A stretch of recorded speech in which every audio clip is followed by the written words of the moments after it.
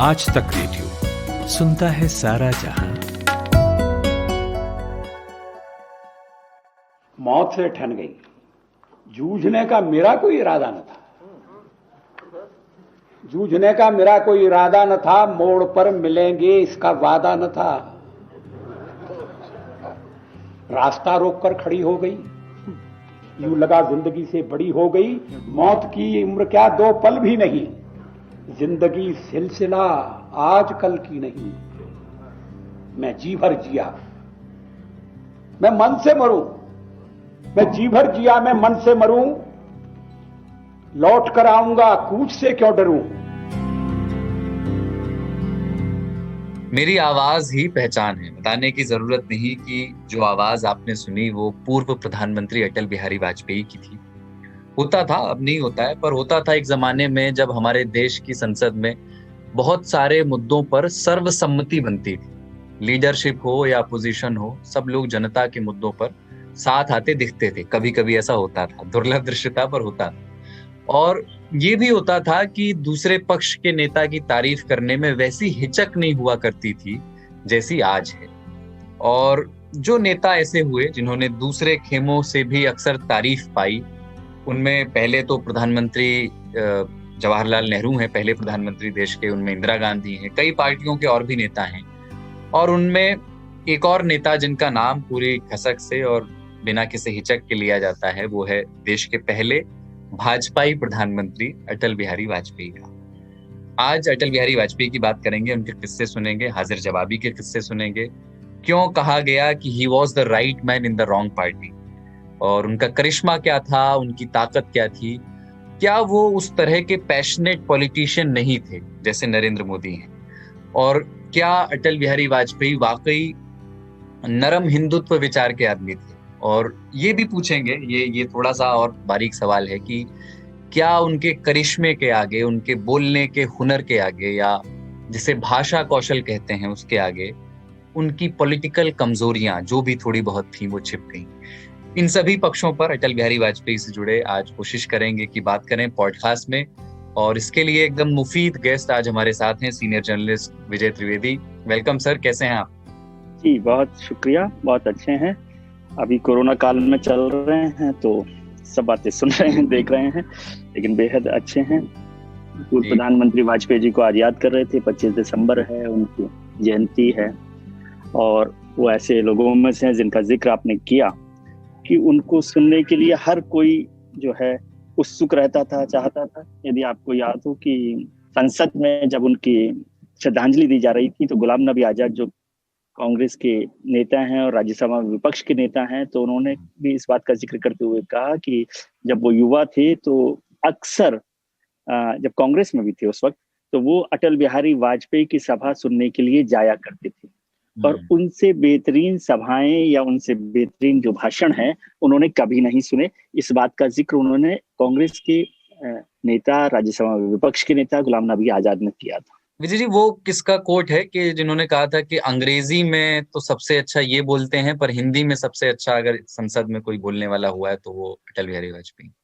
कि हिरेंदा लेफ्ट के जो लीडर हैं वो अंग्रेजी में सबसे अच्छा बोलते हैं, और वाजपेयी जो है वो हिंदी में सबसे अच्छे स्पीकर हैं पार्लियामेंट में। कुलदीप, मैंने भी पार्लियामेंट कम से कम 25 साल कवर की है। मैं समझता हूँ कि वाजपेयी जी का मुकाबला बोलने में, संसदीय मर्यादाओं को ध्यान में रखते हुए, जिस बात का भाषण वो जिस तरह से देते थे, किसी पर भी व्यक्तिगत आक्षेप किए बिना, हमला किए बिना बातों को इतनी खूबसूरती से रखते थे। और आपको याद हो कि उनका जो 99 का भाषण है और 96 का जो भाषण है विश्वास मत का, वो इतना ऐतिहासिक भाषण रहा है कि 96 के भाषण ने उनकी 98 की तैयारी उसी समय कर दी थी। ठीक है, तो विजय जी आज हमारे साथ हैं, और उनके बारे में मैंने ये क्यों कहा कि इस विषय पर बात करने के लिए वो एकदम सही व्यक्ति हैं, क्योंकि जैसा अभी उन्होंने बताया कि अपने जर्नलिज्म के लंबे करियर में अरसे तक उन्होंने पार्लियामेंट कवर किया है, कई चुनाव देखे हैं, और खास तौर से अटल बिहारी वाजपेयी के करियर को नजदीकी से देखा। किताब लिखी है उन्होंने अटल बिहारी वाजपेयी पर, हार नहीं मानूंगा नाम से। एक किताब बीजेपी पर भी लिखी है, बीजेपी कल, आज और कल। और एक नई किताब भी आई है जो अभी मैं नहीं पढ़ पाया हूँ, संघम शरणम गच्छामि। उस पर भी उम्मीद है कि जल्द बात करेंगे उनसे, लेकिन आज तो बात होगी अटल बिहारी वाजपेयी पर। और कुछ ऐसे सवालों पर भी बात करेंगे जिनके आधार पर उनको क्रिटिसाइज भी किया जाता है। अच्छी-अच्छी बातें अटल बिहारी वाजपेयी के बारे में होती हैं भी करने के लिए बहुत सारी। और जो दूसरे पहलू हैं उनको भी समझने की कोशिश करेंगे। विजय जी, पहला सवाल जो है वो ये कि उनके करिश्मे से जुड़ा हुआ, मतलब अटल बिहारी वाजपेयी के साथ एक अलग किस्म का तिलिस्म आप देखें तो ताउम्र नत्थी रहा। वो आगरा के पास बालेश्वर से उनका परिवार जो है ताल्लुक रखता था, पैतृक गांव वहां था उनका। ग्वालियर मध्य प्रदेश उनकी शुरुआती कर्मभूमि बनी। लखनऊ से वो चुनाव लड़ते रहे, तो जी, उत्तर पढ़ाई प्रदेश लिखाई के उनकी वहाँ हुई। वहां हुई। तो उत्तर प्रदेश के भी रहे वो और मध्य प्रदेश के भी रहे, और बिहारी तो उनके नाम में भी था। तो पूरे नॉर्थ इंडिया में उनकी एक एक्सेप्टेंस थी। 3 बार प्रधानमंत्री रहे, 13 दिनों के लिए, 13 महीनों के लिए, और फिर आखिरकार 5 साल के लिए। और जब उनको भारत रत्न देने का फैसला किया गया तो सारे दलों ने एक सुर में इस फैसले का समर्थन किया। नहीं तो अक्सर ऐसा होता है कि जब किसी पॉलिटिकल पर्सनैलिटी को कोई सम्मान देता है तो उस पर सवाल उठते हैं कि जी आपकी सरकार है तो आपने अपने आदमी को जो है अवार्ड दे दिया। क्या स्पेशल था विजय जी अटल बिहारी वाजपेयी में जो उनकी स्वीकृति का दायरा, एक्सेप्टेंस का दायरा इतना बड़ा कर देता था कि across party lines, across ideologies उन्हें पसंद किया जाता? एक्सेप्टेंस कुलदीप जी जो वाजपेयी जी की थी, काम करने का तरीका था वो सबके तौर पर स्वीकृत बना था। एक तो वो सब विचारधाराओं को सुनने के लिए हमेशा तैयार रहते थे। जो लोग विरोध करते थे, बार बार वाजपेयी जी कहते थे कि राजनीति में तो मनभेद से वो बड़ा परेशान रहते थे, इसलिए चाहे वो कोई भी पार्टी के लोग हों, वो सबके मतभेदों को सुनते थे, उनके लिए रास्ता निकालने की कोशिश करते थे। और स्वीकृति का एक उदाहरण छोटा सा मैं देना चाहता हूँ। 1977 में अटल बिहारी वाजपेयी विदेश मंत्री बने जनता पार्टी की सरकार में, और विदेश मंत्रालय पर और विदेश नीति पर जब संसद में बहस होती थी तो बड़ी गर्मा गर्म बहस अटल बिहारी वाजपेयी और प्रधानमंत्री जवाहरलाल नेहरू के बीच में होती थी। और बहुत यंग थे, नौजवान युवा सांसद थे, 1957 में संसद बनकर आए थे, लेकिन उसके बाद भी उनकी बात सुनी जाती थी। और आमतौर पर संसद में तब विदेश नीति पर चर्चा अंग्रेजी में होती थी, लेकिन वाजपेयी हिंदी में बोलते थे। और जब वाजपेयी के जवाब पंडित जवाहरलाल नेहरू देते थे विदेश नीति पर, तो वो भाषण अंग्रेजी में देते थे, लेकिन जब वाजपेयी के सवाल होते थे तो उनका जवाब वो हिंदी में दिया करते थे। लेकिन मैं घटना का जिक्र कर रहा हूँ 1977 का, जब विदेश मंत्री बने अटल बिहारी वाजपेयी, तो वो साउथ ब्लॉक में विदेश मंत्रालय में अपने दफ्तर से गलियारे से निकल रहे थे। तो उन्हें गलियारे में कुछ थोड़ा अजीब लगा। उन्होंने अपने अफसरों से पूछा कि क्या यहाँ पर पंडित नेहरू की तस्वीर लगी हुई नहीं थी इस गलियारे में?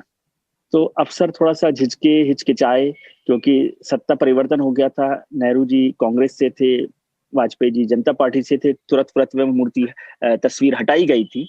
तो वाजपेयी जी बड़े नाराज हुए और उन्होंने कहा कि ये नहीं चल सकता, और उन्होंने तुरंत वो तस्वीर दोबारा जवाहरलाल नेहरू की विदेश मंत्रालय के गलियारे में विदेश मंत्री के तौर पर लगवाई।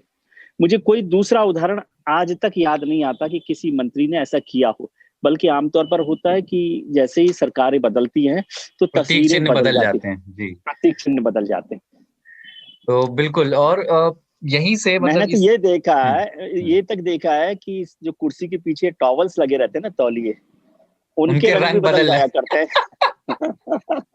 हाँ, ये जो तौलियों का जिक्र किया, मतलब ये इसी तरह की एक हास्य विनोद का स्वभाव, एक हाजिर जवाबी का एक स्वभाव अटल बिहारी वाजपेयी का था। और मैंने ये पाया है कि वो उनके स्वभाव का हिस्सा भी था, पर वो कई बार एक राजनीतिक टैक्टिक्स के तौर पे भी उनके पक्ष में काम करता था। जैसे कई बार वो मुश्किल सवालों को से बच निकलते थे अपनी हाजिर जवाबी के बदौलत, या कई बार सवाल को ही नाकुच कर देते थे। जैसे वो किस्सा याद आता है नहीं, जब एक उदयन शर्मा जब समय युवा पत्रकार थे और उन्होंने वो वाजपेयी जब विदेश यात्रा, जी, वो किस्सा सुना दीजिए एक बार।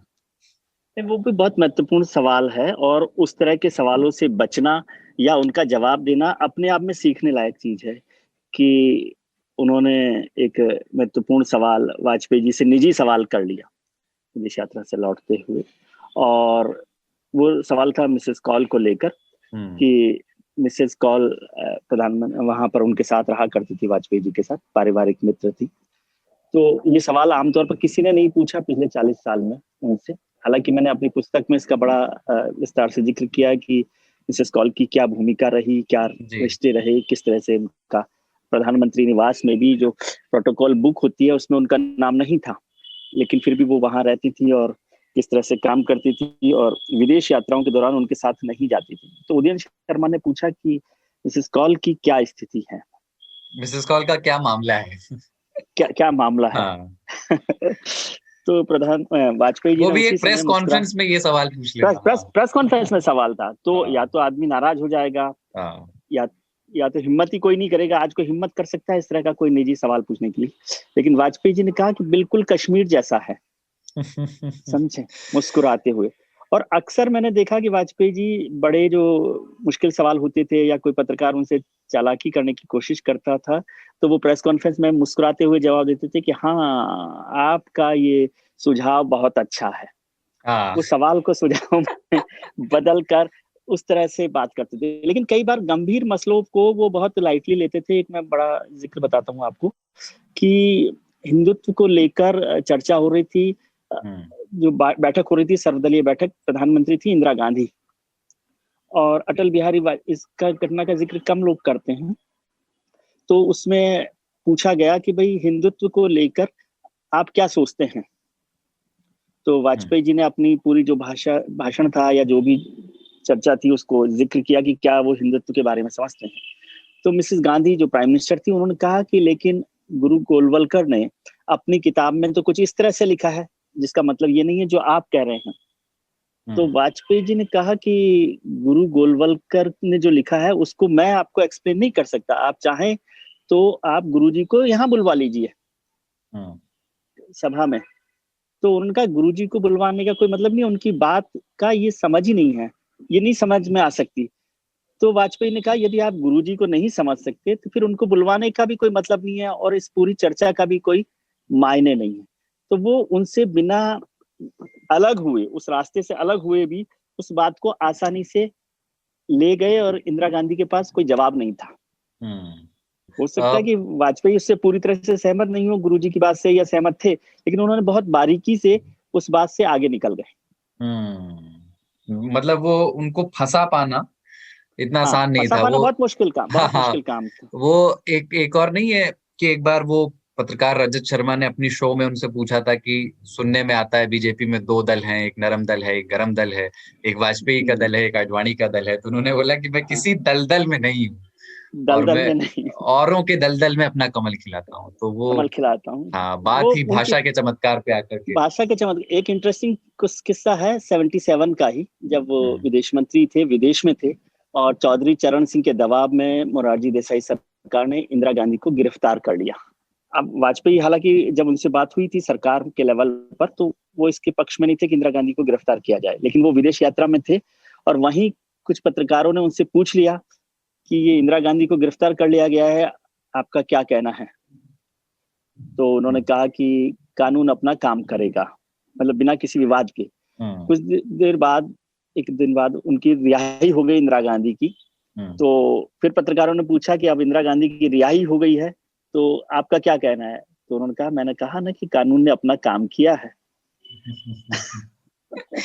समझे, law will take its own course को करते हुए वहां तक वो पहुंच गए। तो वो किसी भी तरह के मसले हो, या एक बार हुआ कि जयपुर में बीजेपी का अधिवेशन हो रहा था, उस समय वाजपेयी जी 91-92 की बात है, तो वाजपेयी जी एक तरह से हाशिए पर थे, मार्जिनलाइज हो गए थे और उनके खासतौर से 84 के बाद ही जब 2 सीटें आई थी तो मार्जिनलाइज हो गए थे। जयपुर में बीजेपी का राष्ट्रीय अधिवेशन चल रहा था, राष्ट्रीय कार्य समिति। तो एक पत्रकार नीना शर्मा जी थी, पहले बहुत सीनियर जर्नलिस्ट, उन्होंने उनसे पूछा कि वाजपेयी जी आप तो सुना है हाशिए पर चले गए हैं पार्टी में? तो वाजपेयी जी ने मुस्कुराए और कहा कि हाशिए पर, हाशिया जो है वो इम्पोर्टेंट चीजों को नोट करने के लिए होता है। हाशिए पर जाकर के ही तो करेक्शन होगा। करेक्शन होगा, समझे?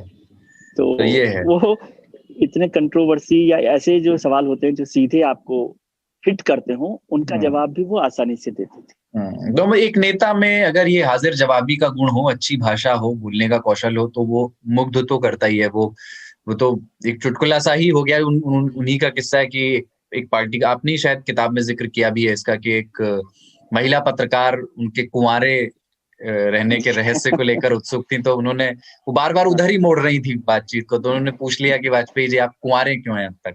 तो उन्होंने कहा कि आदर्श पत्नी की खोज में। तो बोले क्या वो मिली नहीं?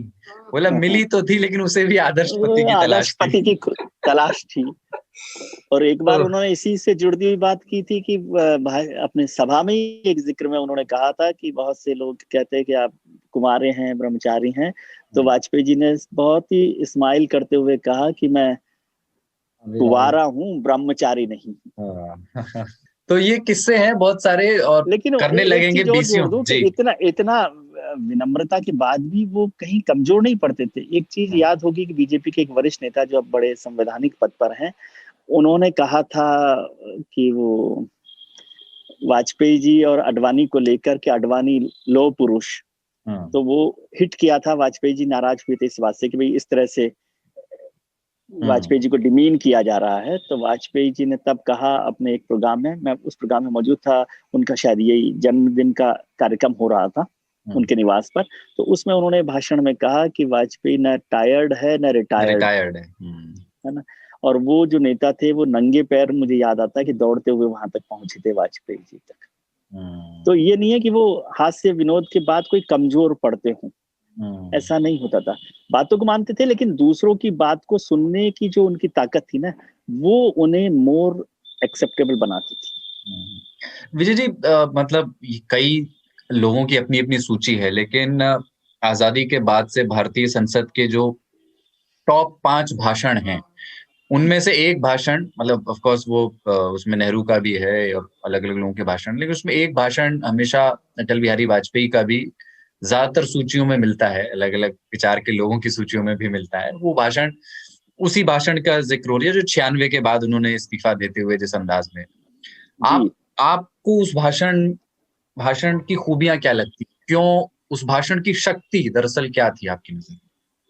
मैंने आपको जिक्र किया कि वो भाषण इतना दमदार भाषण था, सब लोग इसीलिए उसका जिक्र करते हैं क्योंकि वो एक संसदीय व्यवस्था पर, भारतीय लोकतंत्र पर और सब बातों पर मजबूती के साथ हुआ था। और वाजपेयी जी को समझ में आ रहा था कि सरकार जाने वाली है, लेकिन उन्होंने वो कोशिश नहीं की। उसका एक जो लाइन है वो बहुत चर्चित रही, जो आज की राजनीति में शायद बिल्कुल दूर रखी जाती है। उन्होंने कहा था कि मैं उस ऐसी सत्ता को, हाँ, ऐसी सत्ता को चिमटे से भी नहीं छूंगा जो हाँ, गलत तरीकों से मिले, है ना। और अब तो खैर वो बात ही नहीं होती है। फिर उसमें उन्होंने जिक्र किया था कि भाई हमारे पास बहुमत नहीं है तो हम संसद में नहीं रहेंगे, लेकिन हिंदुस्तान की सेवा करने का जो मौका है वो हमेशा हमारे पास रहेगा और उस पर हम काम करते रहेंगे। संसदीय व्यवस्था का जिक्र उन्होंने करते हुए कहा कि क्यों लोग परेशान होते हैं। संसद जो है, लोकसभा जो है, वो बस की सीट नहीं है जिस पे रुमाल रखकर आप कब्जा कर लें, या नंबर गेम जो है वो महत्वपूर्ण है। और पूरी जो व्यवस्था थी कि उनका क्या सपना है, क्या लोकतंत्रीय व्यवस्था है, उस सब का उस पे मैं कहता हूँ कि हर जो हिंदुस्तान की पॉलिटिक्स को, या कोई पॉलिटिकल स्टूडेंट है, पॉलिटिकल थ्योरी को समझना चाहता है, तो उसे वाजपेयी के भाषणों को सुनना चाहिए। और खासतौर से जो 96 का जो भाषण है वो तो बहुत महत्वपूर्ण है कि उसे सुनकर समझना चाहिए कि हिंदुस्तान की राजनीति कहाँ चलती थी और कहाँ से कहाँ तक पहुंच गई। और उसमें सब दल शामिल है, कोई बीजेपी नहीं। उस भाषण को उन स्पीच राइटर्स मैं को तो भी सुनना चाहिए जो आज बड़े नेताओं के भाषण लिखते हैं, क्राफ्ट वो के यदि उस एंगल भाषण से। को, हाँ बिल्कुल, एंगल से मैंने तो वो भाषण सुना है। वहां पार्लियामेंट को आप देखते कि पिन ड्रॉप साइलेंस के तौर पर वो भाषण चला है और हर आदमी उस भाषण को सुना है। और सबने कहा कि जब सरकार वो जाते हैं कि मैं राष्ट्रपति जी के पास जा रहा हूँ अपना इस्तीफा सौंपने, हाँ, तब जब वो बोल के बाहर जब निकले, मैं बैठते हैं, वहां हाँ। जी, तो भी सब लोगों ने उनकी तारीफ की है। और मैं कहता हूँ कि वो जो भाषण था उसने तय कर दिया था 98 में जब चुनाव होना था कि इस आदमी को लौटना ही होगा। विजय जी, भारतीय जनता पार्टी की बुनियाद जिन नेताओं ने रखी उनमें अटल बिहारी वाजपेयी खास सबसे अहम चेहरा थे। तो ये जो बात है उनके बारे में, ये क्यों कही जाती है कि he was the right man in the wrong party, जब वही पार्टी थे, वही पार्टी के सबसे बड़ा, सबसे स्वीकार्य चेहरा थे? तो इस बात का आधार क्या है, क्यों कुछ लोगों को ऐसा लगा? वाजपेयी जी ने तो भारतीय जनता पार्टी बनाई है। मतलब वैसे तो वो जनसंघ के भी फाउंडर मेंबर्स में से एक रहे हैं। हालांकि वो जब गुरुजी गोलवलकर ने श्यामा प्रसाद मुखर्जी को पहले 4-5 लोग भेजे थे, उसमें वाजपेयी नहीं थे, लेकिन शुरुआती दौर से ही जनसंघ को खड़ा करने में और पॉलिटिकल फेस वाजपेयी ही थे। लेकिन जनता पार्टी को टूटने के बाद उससे अलग होकर भारतीय जनता पार्टी की स्थापना करने का काम, उसका पूरा आइडिया जो था वो वाजपेयी का था, जिसमें आप सोचिए बहुत बारीक काम है। नाम किस तरह से रखा गया भारतीय जनता पार्टी, ये भी हो सकता था कि वो जनता पार्टी टूटने के बाद वापस अपनी पुरानी पार्टी का नाम रखते, भारतीय जनसंघ। नहीं रखा। भारतीय जनसंघ का झंडा जो था वो भगवे रंग का था, वो नहीं रखा गया। वाजपेयी जी ने उसको मिक्स किया क्योंकि वो जयप्रकाश नारायण से बहुत प्रभावित थे और सेक्युलर और सबको बातों से वो आगे चलते थे, सबको साथ लेकर चलते थे, इसलिए उन्होंने नया नाम रखा भारतीय जनता पार्टी। जो जनता पार्टी से निकल कर आया और भारतीय जो है भारतीय जनसंघ से निकल कर आया। फिर झंडे को भी भगवा और हरा रंग दोनों शामिल किए गए। जनसंघ का रंग भगवा था, भारतीय जनता पार्टी के झंडे में हरा रंग था, तो उन दोनों को शामिल करके भारतीय जनता पार्टी का झंडा बनाया गया। ज्यादातर लोग ये बात करते हैं कि right man in the wrong party. उसका चर्चा ये होती है कि लोग बीजेपी को हार्ड कोर पार्टी, एक फासिस्ट पार्टी के तौर पर या सांप्रदायिक पार्टी के तौर पर, और वाजपेयी जी को एक उदारवादी चेहरे के तौर पर देखते हैं, उन्हें सांप्रदायिक नहीं मानते हैं। हालांकि वो भी संघ के स्वयं सेवक रहे, संघ की विचारधारा को उन्होंने आगे बढ़ाया, लेकिन वो हार्ड कोर पॉलिटिक्स के रास्ते पर नहीं चले, उससे वो आगे बढ़े। सबके जैसे आपको पता हुआ कि राम जन्मभूमि आंदोलन हुआ तो वो रथ यात्रा निकालने के पक्ष में नहीं थे, लेकिन जब पार्टी ने फैसला किया तो वो उसके साथ चलने के लिए तैयार हो गए। बहुत सारे मसले हैं जिन पर वो चलते रहे और उनकी विचारधारा थोड़ी सी नरम थी भारतीय जनता पार्टी की विचारधारा से, लेकिन ये कहना कि दोनों, मैं उसको ठीक नहीं समझता। वो ज्यादातर विपक्षी दल के जो लोग हैं वो वाजपेयी को इरिटेट करने के लिए या वाजपेयी के साथ थोड़ा सा चुगलबाजी करने के लिए ये बात कहते थे। मैं समझता हूँ कि वाजपेयी बीजेपी की विचारधारा से कभी अलग नहीं हटे। इसका एक बहुत बारीक चीज समझने की कोशिश कीजिए। जनता पार्टी जब टूट रही थी तो कुलदीप नायर, जॉर्ज फर्नांडिस और बहुत सारे नेता थे, वो समझ रहे थे कि जनता पार्टी टूटेगी तो जनसंघ के ज्यादातर नेता अलग हो जाएंगे और वाजपेयी जनता पार्टी में शामिल हो जाएंगे। लेकिन वाजपेयी ने कहा कि मेरा जनता पार्टी से रिश्ता 2.5 साल का है और संघ और जनसंघ से मेरा 25 साल का रिश्ता है, इसलिए मैं उसी के साथ जाऊंगा। तो इसलिए ये कहना कि वो right man in the wrong party नहीं है, लेकिन सब चीजों को करीने से करने का जो एक तरीका है उनका, वो उनको एक नरम राजनेता बनाता है। जी, विचारधारा के मसले पर आगे और बात करनी है, लेकिन एक छोटा सा ब्रेक इस बातचीत में विजय जी ले रहे हैं।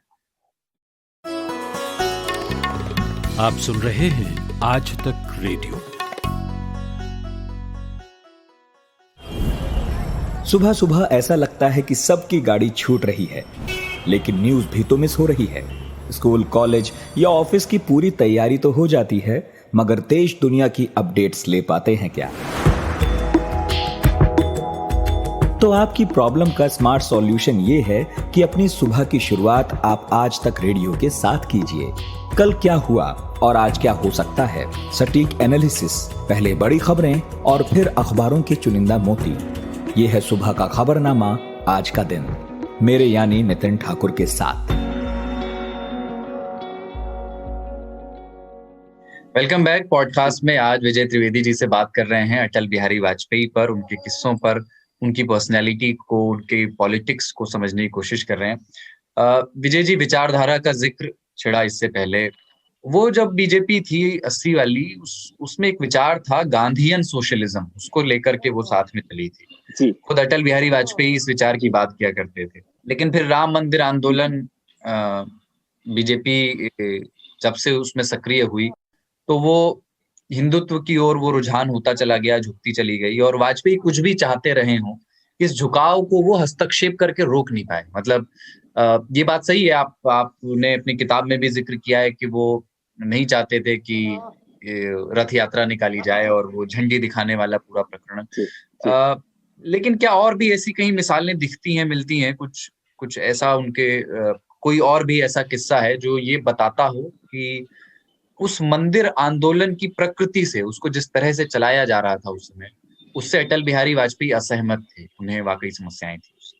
नहीं, उससे पूरी तरह से वो असहमत थे। गांधीवादी जो आपने बात की सोशलिज्म की, वो तो भारतीय जनता पार्टी का मेन एजेंडा था जब 1980 में बनाई गई, है ना। और वो दीनदयाल उपाध्याय के एकात्म मानववाद से अलग था। उससे पहले जनसंघ जो है दीनदयाल उपाध्याय के एकात्म मानववाद पर चल रहा था, लेकिन गांधीयन सोशलिज्म पर बात आई और वो चली भी, क्योंकि वाजपेयी जो है संघ के भी नेताओं से बड़े नेता थे, तो उस समय उनको नहीं कुछ कहा जा सका। 84 का इलेक्शन हुआ और भारतीय जनता पार्टी, अपने वाजपेयी भी हार गए थे, तो फिर उन पर दबाव बढ़ने लगा। हालांकि ये बात ठीक है कि वो चुनाव भारतीय जनता पार्टी की विचारधारा के खिलाफ नहीं था, क्योंकि उस समय तत्कालीन प्रधानमंत्री इंदिरा गांधी की हत्या हुई थी और देश से उस हत्या के खिलाफ खड़ा था और कांग्रेस को उसके समर्थन में और इंदिरा गांधी के जो हत्या थी वोट मिला था। आडवाणी ने कहा भी था कि वो लोकसभा के नहीं शोक सभा के चुनाव थे। और यदि उसको बारीकी से देखें, बहुत कम लोग समझते हैं, तो उस समय 90 सीटों पर भारतीय जनता पार्टी दूसरे स्थान पर रही थी। तो ऐसा नहीं है कि वो परफॉर्मेंस बहुत खराब रहा होगा परफॉर्मेंस। उससे पहले 93 थे, 1977 में जनसंघ के 93 एमपी आए थे और 1984 के चुनावों में जो है उनके पास 90 के करीबन सेकंड नंबर पे पोजीशन पर थे। तो यदि देखा जाए तो वो मार्जिनल एक डिफरेंस था, कोई बड़ा नुकसान भारतीय जनता पार्टी को राजनीतिक तौर पर नहीं हुआ था संसदीय सीटों के अलावा, लेकिन बहाना मिल गया लोगों को वाजपेयी पर हमला करने का और उन पर दबाव बनने लगा 1984 के बाद। और फिर लगा कि हिंदुत्व के बिना चलेगा नहीं। जो लोग हिंदुत्व के लेकर वाजपेयी से नाराज थे उन्होंने दबाव बनाया, वाजपेयी को मार्जिनलाइज करने की कोशिश की गई और फिर हिंदुत्व के मसले पर पार्टी आगे बढ़ी, जिससे वाजपेयी सहमत नहीं थे। हालांकि उसके बाद भी 1989 में पालमपुर में प्रस्ताव पारित हुआ जिसमें बीजेपी को राम जन्मभूमि आंदोलन में सक्रिय होने की बात की गई। और मैं बताऊं आपको कि उस समय जब रथ यात्रा हुई आडवाणी की, तो उसका पहला आइडिया ये था कि चारों दिशाओं से, मतलब दक्षिण, पूर्व, उत्तर, पश्चिम से अलग अलग नेता रथ यात्रा निकालें और फिर वो सब एक जगह जाकर जुटे। ये पहला बेसिक आइडिया था, जिसमें अटल बिहारी वाजपेयी, विजयाराजे सिंधिया, सिकंदर बख्त और लाल कृष्ण आडवाणी का नाम था। लेकिन राजमाता ने अपने स्वास्थ्य को लेकर मना कर दिया, सिकंदर बख्त ने दूसरे कारणों से मना कर दिया और अटल बिहारी वाजपेयी ने कहा कि ये तमाशा मैं नहीं कर सकता। तब ये तय हुआ कि अटल बिहारी वाजपेयी की बजाय लाल कृष्ण आडवाणी अकेले जो है वो यात्रा निकालेंगे। और उसमें भी इंटरेस्टिंग बात है जो मैंने अपनी किताब हार नहीं मानूंगा में भी जिक्र किया है कि प्रमोद महाजन उस समय जो पावरफुल लीडर हुआ करते थे, उन्होंने रथ यात्रा का जिक्र दिया। आडवाणी जी जो हैं अपने पंडारा पार्क के घर में बैठे हुए नाश्ता कर रहे थे अपनी धर्मपत्नी कमला जी के साथ, तब प्रमोद महाजन वहां आए। आडवाणी जी ने बताया कि भाई मैं पद यात्रा करके वहां पर पहुंचूंगा अयोध्या। तो प्रमोद जी ने कहा कि इसमें तो साल लग जाएंगे पद यात्रा में पहुंचने में और कोई मतलब नहीं निकलेगा। तब उन्होंने रथ यात्रा का आइडिया दिया कि इस तरह के रथ में आप जाएंगे और ये पूरा प्रोजेक्ट होगा। तो वो रथ यात्रा का जो बेसिक आइडिया है वो प्रमोद महाजन का था, जिसे आडवाणी जी ने स्वीकार किया। और आपको याद हो कि प्रमोद महाजन उस यात्रा के राष्ट्रीय संयोजक थे, नेशनल कन्वीनर थे। और नरेंद्र मोदी जी उस समय गुजरात के प्रभारी थे उस यात्रा के, जहां से सोमनाथ से वो यात्रा शुरू हुई थी। जी। लेकिन अब इसमें कुछ सिक्के के दूसरे पहलू हैं, जैसे कि अटल बिहारी वाजपेयी अपने व्यक्तित्व में, अपने राजनीतिक जीवन में वाकई नरम दिखते थे उस दौर के दूसरे भाजपाई नेताओं के मुकाबले, पर यहाँ तहाँ उनके कुछ भाषण हैं, कुछ बयान हैं, कुछ जिक्र हैं जिनको बार बार उभार करके दोबारा इस पे सवाल पूछे किए जाते हैं। जैसे कि एक सावरकर पर उनका भाषण है, जिसके लिए उन्होंने बहुत अच्छी हिंदी में शानदार उपमाएं इस्तेमाल की हैं जी, कि सावरकर माने तेज, सावरकर माने तप, तर्क, तारुण्य, है ना, तीर तलवार भी है उसमें, तिलमिलाहट, हाँ, तो सब कुछ है उसमें। लेकिन आपको जानकारी होगी कि वाजपेयी जी ने सावरकर की मराठी कविताओं का हिंदी में ट्रांसलेशन भी किया है जी। तो अब जैसे आप इससे पहले गुरु गोलवलकर, जिनको संघ की अंदरूनी शब्दावली में गुरुजी कहा जाता है, गुरु गोलवलकर का जिक्र था कि आपने ये बात कही कि वो उस तरह से बच गए जिसमें उन्हें ये भी जाहिर नहीं करना पड़ा कि वो गुरुजी से असहमत भी हो रहे होंगे इंदिरा गांधी के सामने, तो जाहिर नहीं किया, लेकिन जो अपनी बात कहनी थी वो भी कह दी। सावरकर से तो ऐसा लगता है कि वो बहुत एक नजदीकी महसूस करते थे विचार के तौर पर। जो सावरकर के बारे में अटल बिहारी वाजपेयी का भाषण है वो तो यही दर्शाता है। वो सावरकर का जो हिंदुस्तान की आजादी में जो हिस्सा है, खासतौर से जो अंडमान की जेल का जो हिस्सा है, उससे वो बहुत प्रभावित थे, क्योंकि वो उस समय नौजवान थे और उन्होंने देखा कि सावरकर अकेले लीडर्स में से हैं या चुनिंदा लीडर्स में से हैं जो जेल में इतने लंबे समय तक रहे, आजादी की लड़ाई लड़ी और उनको उस तरह का पूरा योगदान नहीं मिला। लेकिन आप तो एक बात ध्यान रखनी होगी कि आरएसएस जो है वो खुद सावरकर की विचारधारा और जो उनका हिंदुत्व का आइडिया है उससे कभी सहमत नहीं रहा, समझे। वाजपेयी का जो सावरकर के जिस भाषण का आप जिक्र कर रहे हैं वो महाराष्ट्र में दिया था, वो सावरकर का कार्यक्रम था, तो वो उनकी जो लैंग्वेज पे जो कमांड है, जो कमाल है पोएट्री का, उसका वो कमाल के तौर पर उसको ज्यादा देखना चाहिए कि किसी कार्यक्रम में गए हों तो किस तरह से किस बात को कितने प्रभावी तरीके से रखा जाना चाहिए। और फिर खुद उन्होंने कविताओं का ट्रांसलेशन भी किया है, उस पर काम किया है, तो इसलिए भी वो प्रभाव था। लेकिन मुझे नहीं लगता कि जो सावरकर का हिंदुत्व का जो आइडिया है वो वाजपेयी उस रास्ते पर कभी चले। अच्छा, एक और चीज, बहुत लोग विजय जी ये भी मानते हैं, और मतलब आप शायद मेरी नजर में परफेक्ट व्यक्ति हैं इस सवाल के लिए, कि अटल बिहारी वाजपेयी और लालकृष्ण आडवाणी भाजपा के दो सबसे बड़े चेहरे थे उस दौर में, और दोनों अपने विचारों में नरम और आक्रामक माने जाते थे, कि वाजपेयी थोड़े से नरम हैं और लालकृष्ण आडवाणी आक्रामक हिंदुत्व का चेहरा है, लौह पुरुष उनके लिए बाद में कहा गया। लेकिन बहुत लोग ये कहते हैं कि अटल बिहारी, ये एक रणनीति के तहत किया गया, कि एक हर फैसले में दरअसल अटल बिहारी वाजपेयी की एक मौन सहमति थी, लेकिन वो अपनी निजी छवि उदार रखना चाहते थे। उन्हीं के समय में हिंदुत्व से जुड़े राजनीतिक प्रयोग शुरू हुए। जब उनकी सरकार आई तो गुजरात में माहौल खराब हुआ। वो विचारधारा के मसले पर लालकृष्ण आडवाणी से अलग नहीं थे, लेकिन चूंकि वो दौर गठबंधन की राजनीति का दौर था, तो भाजपा को हमेशा एक नरम चेहरे की जरूरत थी जब जरूरत हो और दलों को एक छतरी के नीचे लाने के लिए। तो एक स्ट्रेटेजी के तहत गुड कॉप बैड कॉप, या लिबरल कॉप और थोड़ा सा उग्र आक्रामक कॉप वाला रणनीति भाजपा ने अपनाई। इस थ्योरी को आप कैसे देखते हैं? बहुत हद तक ये सही बात है, क्योंकि सबको ये बात समझ आ रही थी कि दोनों तरह की जरूरत है। एक उग्र चेहरा भी चाहिए जो उनकी हिंदुत्व की जो राजनीति है उसको आगे बढ़ाए, अपना जो कोर वोटर है, कोर कार्यकर्ता है, उसको थोड़ा मजबूती दे, उसे उत्साहित करे। और दूसरी तरफ जो पॉलिटिकल पार्टीज थी, क्योंकि बीजेपी उस समय इतनी ताकतवर पार्टी नहीं थी, उसे पता था कि वो अकेले के दम पर सरकार नहीं बना सकती है, गठबंधन सरकार की जरूरत है। और मैं समझता हूँ कि जब लालकृष्ण आडवाणी ने ये 1995 में ऐलान किया कि अटल बिहारी वाजपेयी हमारे अगले प्रधानमंत्री पद के उम्मीदवार होंगे, तो उसकी भी बड़ी वजह यही थी, क्योंकि आडवाणी जानते थे कि वो बड़े ही कितने पॉपुलर लीडर हों और हिंदुत्व के एक हिंदू हृदय सम्राट कहा जा रहा था उस वक्त उनको, वो हों, लेकिन एक्सेप्टेबल वो पूरे देश में नहीं होंगे और जो दूसरी पार्टियां हैं वो नहीं स्वीकार करेंगी, और वाजपेयी एकमात्र ऐसा चेहरा हो सकते हैं जिन्हें सब लोग स्वीकार करें और वो सबके लिए स्वीकार्य होंगे। और वो फैसला सही हुआ। हालांकि 1996 तक भी इतनी नाराजगी थी, इतना अछूत माना जाता था भारतीय जनता पार्टी को, कि वो सरकार 13 दिनों बाद ही गिर गई और वो काम नहीं हो पाया। लेकिन अगर वाजपेयी नहीं होते तो वो शायद 13 दिन का भी मौका बीजेपी को नहीं मिल पाता। और डॉक्टर शंकर दयाल शर्मा जिनके राष्ट्रपति जो थे, जिनकी आलोचना भी हुई इस फैसले को लेकर, वो शायद ये फैसला नहीं करते बीजेपी को सबसे बड़ी पार्टी के तौर पर बुलाने का। तो एक और बयान, एक और चीज, इस विचारधारा वाली ही बात हम लगातार कर रहे हैं, तो इसी से जुड़ा एक और बयान है अटल बिहारी वाजपेयी का, जो उनकी आलोचना का एक बड़ा आधार बनता है। वो अयोध्या के संबंध में उन्होंने कहा कि वहां जमीन पर नुकीले पत्थर निकले हैं, उन्हें तो समतल करना पड़ेगा। भजन होता है तो सामूहिक होता है, और कीर्तन के लिए तो और लोगों की आवश्यकता होती है। विजय जी, आपने वाजपेयी के जीवन को पूरा समझा है, इस बयान की व्याख्या आप कैसे करते हैं?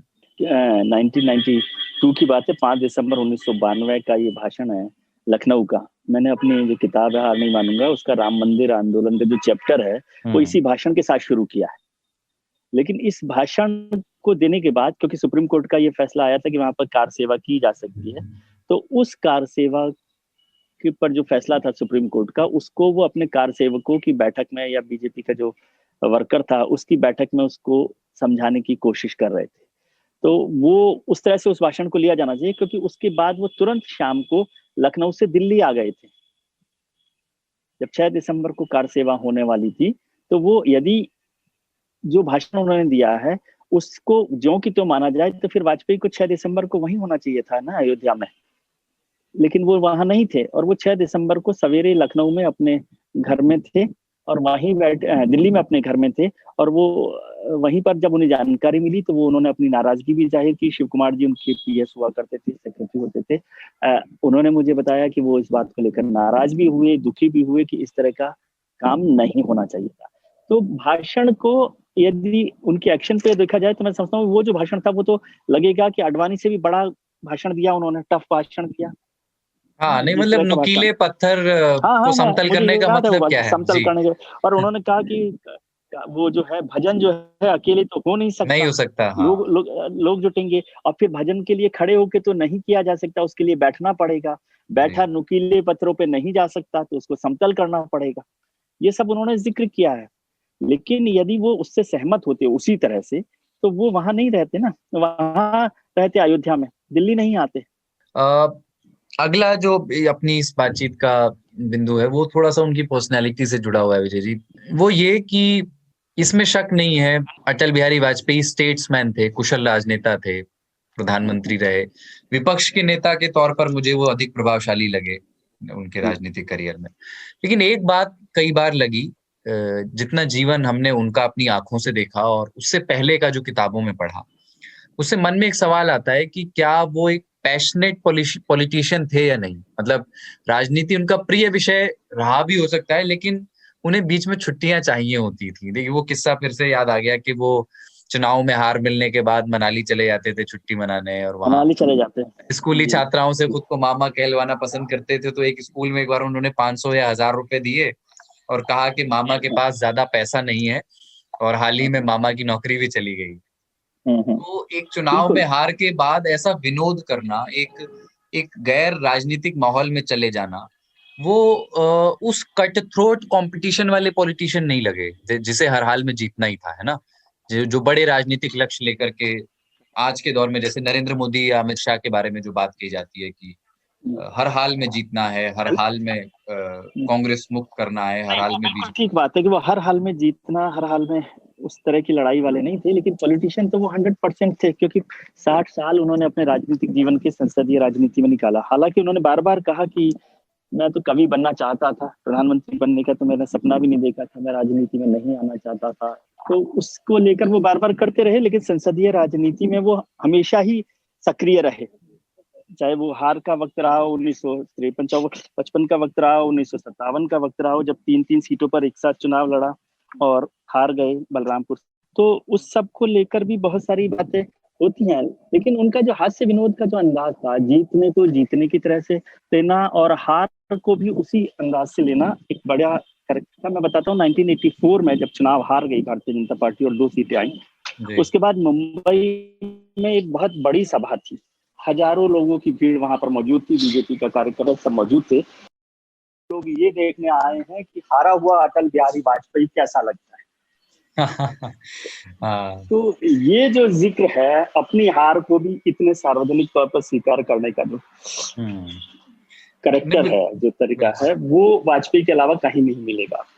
और वो एक और बात है जो उनके बारे में मुझे ठीक लगती है कि वो जीवन को एंजॉय करते हुए दिखने से परहेज नहीं करते थे। वो बिल्कुल। अच्छा भोजन, अच्छी नींद, हास परिहास करने वाले व्यक्ति थे, जो अधिक मानवीय एक नेता को बनाता वो है। नेचुरल रहते थे, दिखने के लिए नहीं। मछली उनको पसंद थी, जो उस जमाने में भारतीय जनता पार्टी और जनसंघ के नेताओं में सार्वजनिक तौर पर स्वीकार नहीं की जाती थी, वो उन्होंने स्वीकार किया था। तो शराब यही का बात सेवन है। भी वो किया करते थे, तो हाँ, उसको भी वो मदिरा, छुपाते नहीं थे, वो किसी चीज को छुपाते नहीं थे। मदिरा और मछली से प्रेम था, अच्छी शराब जी और अच्छा जी जी नॉनवेज भोजन। जी। तो ये है, और मतलब यही एक उनके किस्से और हाजिर जवाबी बार बार याद आती है। एक जब उनसे रजत शर्मा ने ही ये सवाल उनसे पूछा था कि अटल जी क्या ये सच नहीं है जब बाबरी ढांचा गिरा तो आपकी आंखों में आंसू थे और आपकी पार्टी के कुछ नेता हंस रहे थे, तो बोले जी नहीं। तो फिर रुक के बोले कि ये तो आप इतनी दूर की खबर लाए हैं जिसका मुझे भी पता नहीं। अंदाजा पता नहीं था। ये ठीक है कि जो कुछ हुआ वो मुझे पसंद नहीं था, ये उन्होंने जी कहा। जी जी। तो फिर रजत शर्मा ने आगे कहा कि अब तो ये भी कहा जा रहा है कि भाजपा के अपराध की सजा नरसिम्हा राव को दी जा को रही है, मिल क्योंकि उन्होंने जी ढांचा गिराने में मुस्तैदी नहीं दिखाई। तो उन्होंने बड़ी मजेदार बात कही, उन्होंने कहा कि नरसिम्हा राव जी को सजा दी जाए, ये बात तो मेरी समझ में नहीं आती, क्योंकि उनको बलि चढ़ाना मुझे समझ नहीं आता, क्योंकि बलि चढ़ना है तो कई औरों को भी बलि चढ़ना चाहिए। तो रजत शर्मा ने कहा कि कहीं उन्हें आपकी मित्रता की सजा तो नहीं दी जा रही है इस बहाने से। तो वो बोले कि नहीं नहीं, कांग्रेस में तो मेरे और भी मित्र हैं जो बच गए हैं। और वाजपेयी और नरसिम्हा राव की बहुत अच्छी मित्रता रही थी। जी, तो ये अटल बिहारी वाजपेयी का जीवन था, और उसकी एक झलक हमने इस बातचीत में विजय त्रिवेदी जी से बात करते हुए आपके सामने रखने की कोशिश की। अगर आपको ये बातचीत ठीक लगी हो, कैसी भी लगी हो, आप हमें लिख के बताएं। हमें आप ईमेल कर सकते हैं radio@aajtak.com पर। बहुत शुक्रिया विजय त्रिवेदी जी, आपने हमें थैंक यू।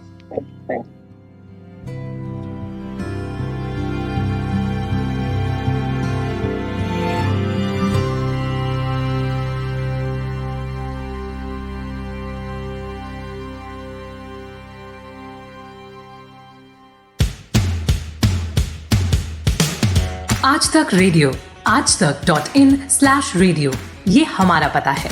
लेकिन हम आपके पसंदीदा ऑडियो प्लेटफॉर्म्स पर भी हैं।